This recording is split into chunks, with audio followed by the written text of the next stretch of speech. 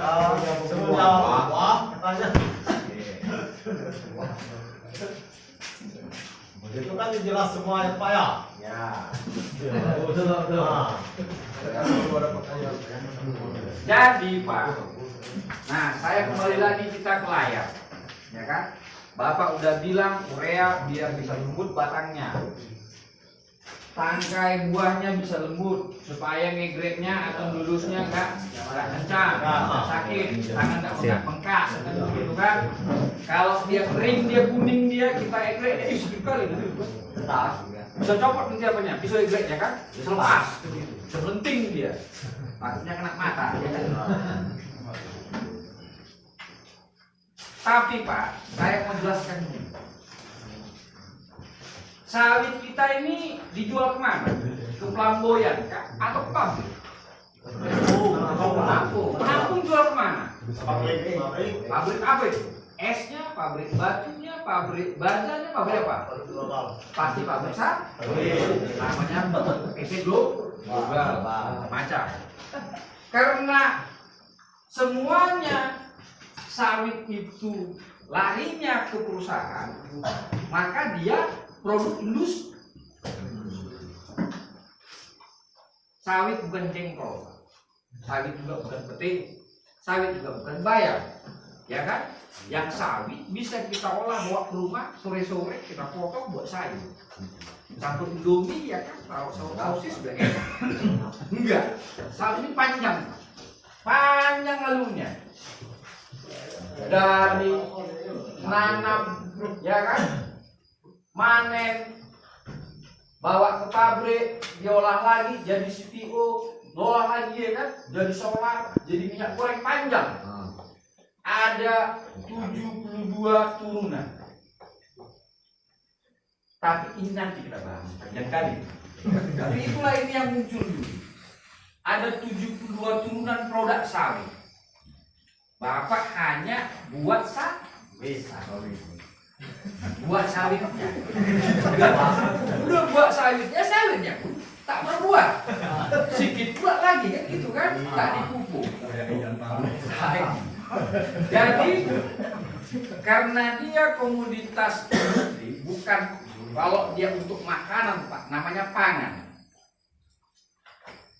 Ya kan? Kalau dia butuh rumah sama pakaian, ya kan, sama beli cincin, namanya sandang, papan. Ya kan? Pangan gitu. Kita bicara makan. Tapi sawit ini produk industri. Itu asamnya, makanya tanaman asam itu yang kandungan asamnya di atas 6 sampai 7 wajib ditaruh dulu. Jadi dia menetralisir. Tapi tanah itu butuh makanan juga. Nah, lalu saya dibuat sok sama paten ini. Beberapa bulan yang lalu saya coba, karena saya tadi bilang sama Bapak, hampir 320 petani saya jumpa dan banyak komunitas desa yang nanam sawit. Setiap ada yang namanya pokok sawit jantan harus ke bank. Itu buah sial. Datang lagi orang kampung, Pak berdoa Pak, udah 10 tahun Pak, saya berharap tahun depan. Enggak juga, masih juga jantan kan? Enggak juga, masih juga jantan. Nah akhirnya saya temukanlah pupuk ini dengan yang katanya teknologi nano. Apalagi dan ini?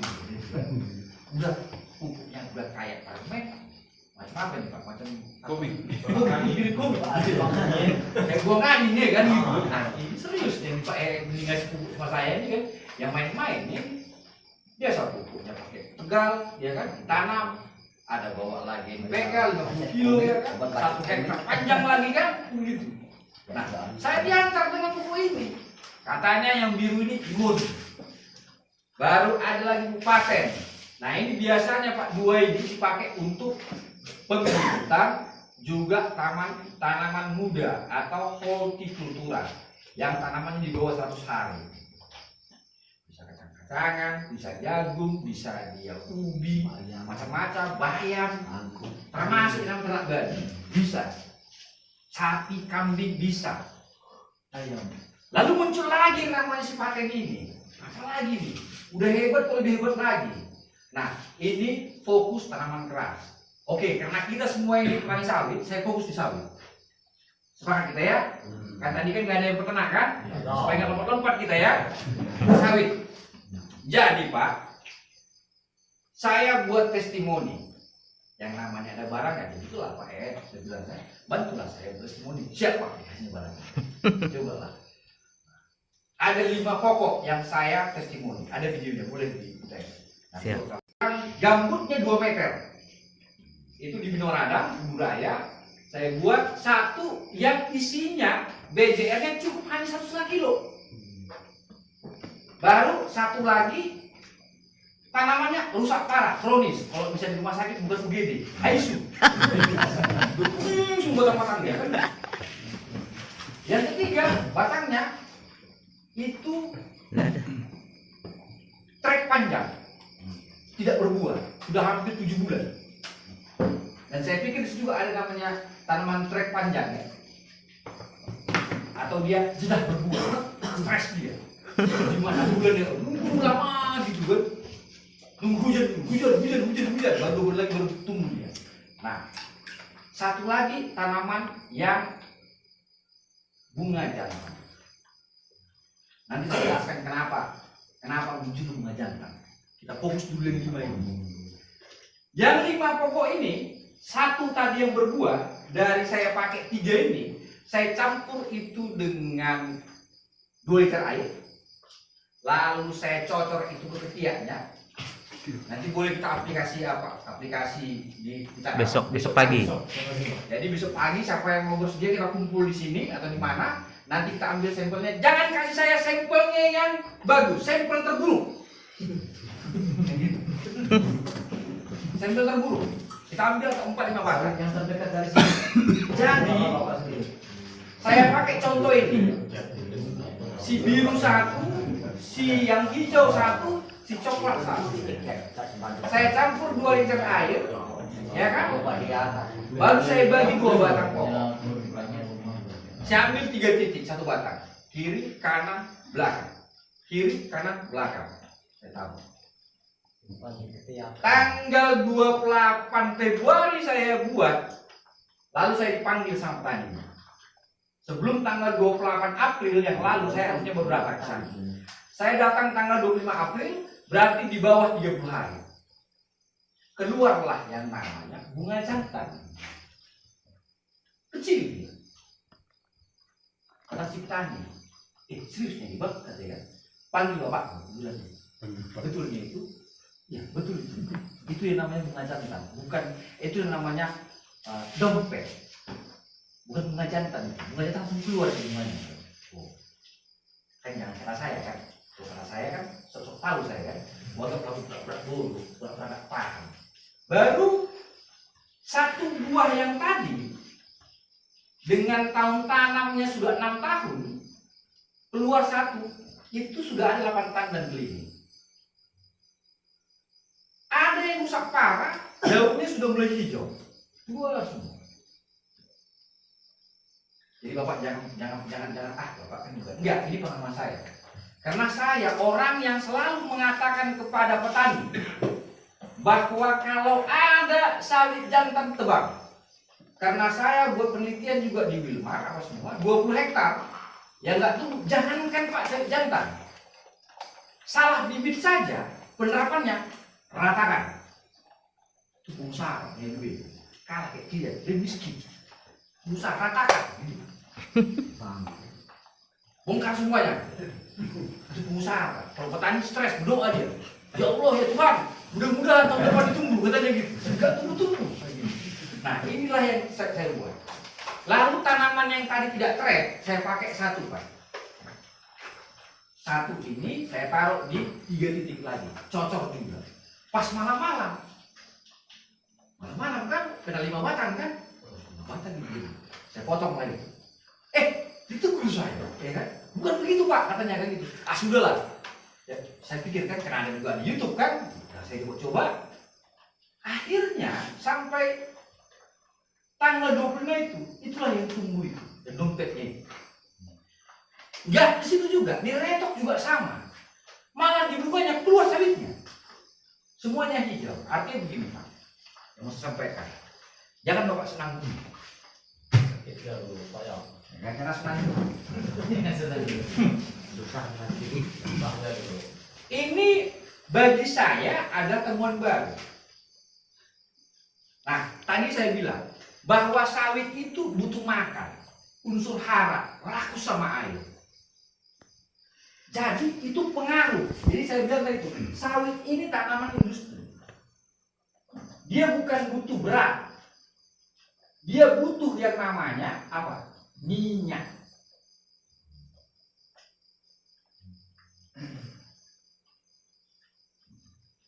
Makanya harga sawit dari ram makin mundur lagi, makin murah. Karena tidak bisa bernegosiasi. Bapak kalau udah sawitnya nggak dipupuk, minta nawar lagi.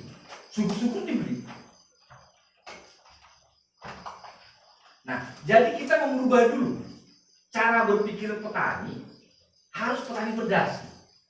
Nah, ada koperasi, ada Renner. Mau ngajak Bapak di sini, kita bangkit dulu dari petani. Saya mau nanya, siap nggak kita jadi petani berdasi? Atau bertanya, apalagi di petani berdasi? Petani yang sejahtera, ya kan? Petani yang bisa nabung, petani yang bisa jalan-jalan ke kota Pontianak, petani yang bisa bayar kuliah anaknya, bukan nambah hutang. Tapi bagaimana kita punya pinjaman, kita punya modal, kita bisa mutar modalnya. Nah, cerita saya memastikan sama teman-teman petani bahwa masalah kita bisa selesai. Dan saya percaya, karena saya alami Pak. Saya coba dengan tanaman-tanaman sawit itu. Bapak kan nggak mau. Itu kan produk Bapak. Silahkan, saya kasih nomor saya ke Bapak. Kita ke lahan. Bertemu langsung dengan petani. Bercerita langsung. Dan banyak, ratusan testimoni. Contoh sudah banyak. Karena itu pihak koperasi ingin membantu petani. Tapi pertanyaannya tadi Pak Jim katakan, saya nggak mau panjang-panjang lebar Pak. Ini kita anggap aja lah ini apa? Bunga-bunga loh. Saya mau nyampaikan ke orang Bapak bahwa peluang kita menjadi petani yang sejahtera itu terbuka luas. Kenapa? Yang tadinya kita hanya bisa beli urea setahun sekali, beli NPK tahun depan satu kali, beli dolomit satu kali setahun, jadi 3 tahun. Tahun pertama pakai NPK, tahun depan pakai urea, tahun depan pakai dolomit. Kalau pakai serentak nggak masalah Pak, agak keren dia, gitu kan? Agak ganteng dia petaninya, duit petaninya. Ini enggak. Kenapa? Ya karena kita nggak mampu. Belum lagi banyak masalah di sawit. Harganya rendah, pupuknya mahal, perawatannya jelimet. Nah, solusinya sudah ada. Koperasi kasih solusi, Renner juga kasih solusi. Oke, jangan panjang lebar. Saya gantung dulu sama kalian buat penasaran. Ada yang bertanya? Oh nanya Pak. Silakan. Silakan. Ada yang baik, begitu kan? Pupuknya hebat, tapi tetap ke tanah. Apapun judul pupuknya, tetap ke tanah. Bahasa begini Pak. Bapak pergi ke pasar. Kalau saya di Pontianak, ke Pramboyan, beli cabai, beli sayur, beli ikan, beli minyak, semua kelengkapan bawa ke rumah. Lalu ke dapur, dipotong sayurnya, potong ikannya, panasi kompornya, baru diolah, dimasak. Jadi makan baru dikasih. Panjang nggak? Panjang. Udah panjang, datang tikus, ya kan, dimakan. Nah, sama kayak ini juga. Datang air hujan, larut dia, masuk ke paret, buang ke sungai, hilang. Masalah? Masalah. Ada video sabar juga. Nah, ini terjadi sama petani. Cuman lah Pak, udah kepupuk, kemarin siapa Pak? Bilang mau saya 3 juta. Nah, Betul kan? benar itu Pak. Tepuk tangan dok, tepuk tangan dok. Tepuk tangan. Kita ngalami. Nah, paten ini membuat riset. Tidak hanya soal kualitas pupuk, tapi mempermudah petani. Satu, untuk cara kita memupuk. 2, menjawab dia terhadap tantangan iklim, tantangan cuaca, hujan khususnya, dan banjir. 3, juga membuktikan kalau kita punya sawit banyak, suruh orang, ada buktinya, gampang Pak. Kalau di perusahaan Pak, sering nyolong. Masuk pupuknya lari samping. Gitu loh, Pak ada pupuk katanya, murah katanya. NPK, berapa? 616, berapa harganya? 500, ambil katanya kan. Nah, kalau beli Pak sekarang di Pontianak Pak, NPK 1616 960. Belum sampai ke petani, belum sampai ke apa? Ke santau. Mana emang mau belinya tuh, maka sawit kurang makan Pak.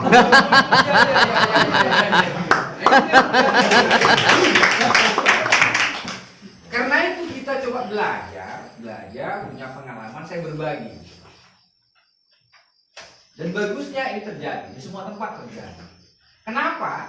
Si pupuk ini Pak, tadi ini kita konvensional. Jadi dari tanah dia ke batang, ke daun, ya kan? Nah, ke tangkai lagi, ke daunnya. Baru disiram matahari, dimasak lagi. Baru diturunkan lagi. Berkembang sirkulasinya. Ini butuh waktu 3 bulan. Tadi berapa lama saya jawabnya? Nggak sampai kan 30 hari kan? Sampai 6 tahun pokoknya, 2 tahun tak dipupuk. Tapi jangan pula kalian sudah 10 tahun tak dipupuk, tiba-tiba berharap 30 hari. Macam mana orang nggak dikasih makan, hanya minum air, tiba-tiba sehat? Ya kan? Siapkan dulu lambungnya, siapkan dulu matanya, gitu. Baru produksi. Bilang kita pupuknya itu susah ya kan? Syukur dia bisa cakap. Matanya dulu melek, ya kan? Mulutnya bicara dulu. Jadi nggak ada yang sempurna, Pak. Tapi dari proses yang saya sampaikan itu, pengalaman saya itu ngejawab bahwa tidak ada yang tidak mungkin. Yang saya selama bertahun-tahun selalu ketemu sawit, haram hukum saya yang namanya sawit jantan itu dipelihara, tebang, itu hukum saya.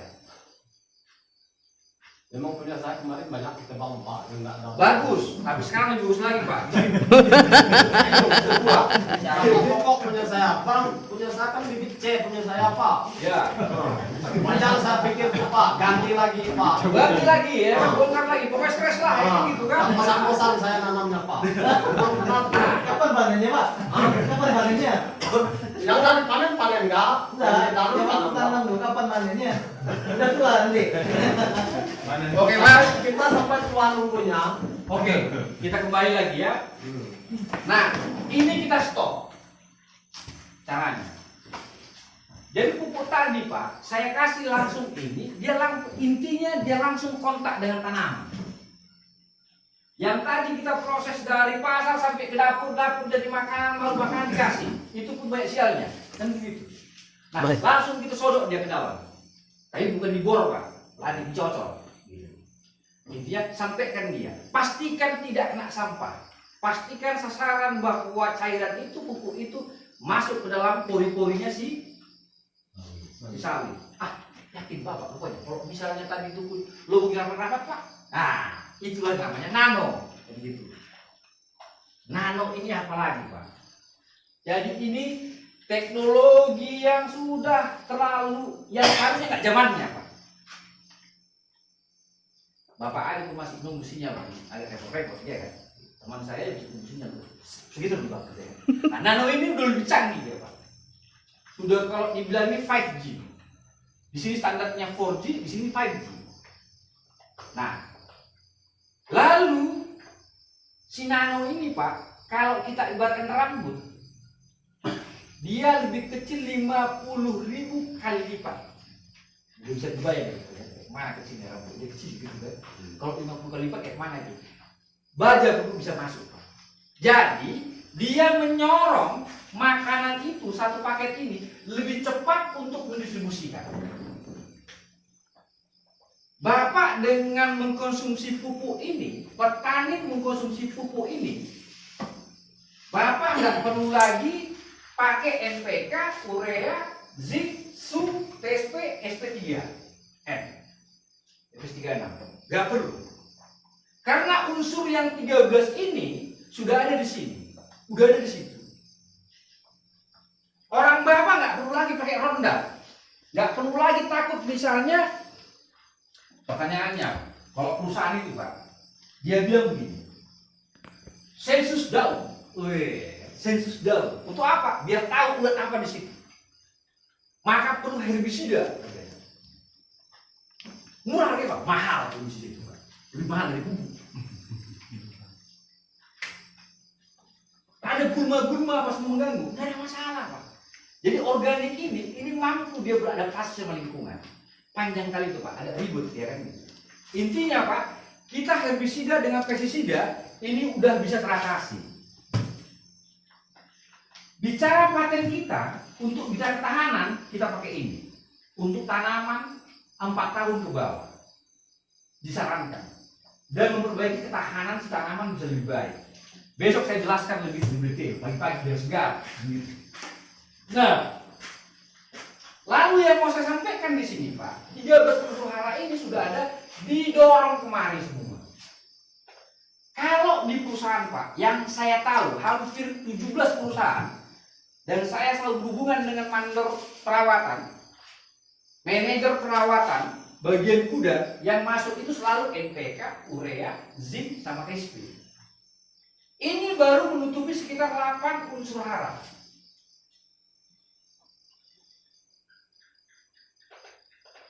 Si pupuk berapa? 13. Artinya koperasi sama si Renner mampu menjawab kualitas pemupukan standar jauh lebih baik daripada perkebunan besar yang punya uang miliaran. Soal teknis harganya saya nggak tepat waktunya, tapi jauh lebih murah. Untuk sawit di atas 5 tahun saya pakai 1 dengan harga kurang lebih di bawah 10.000. Tapi Pak, saya juga peminum alkohol, ya kan? Tapi sekarang sudah mulai berkurang sedikit. Gak bisa total Pak, demam dikit. Sama kayak pupuk. Sudah puluhan tahun dia dikonsumsi dengan kimia, nggak bisa langsung kita rubah.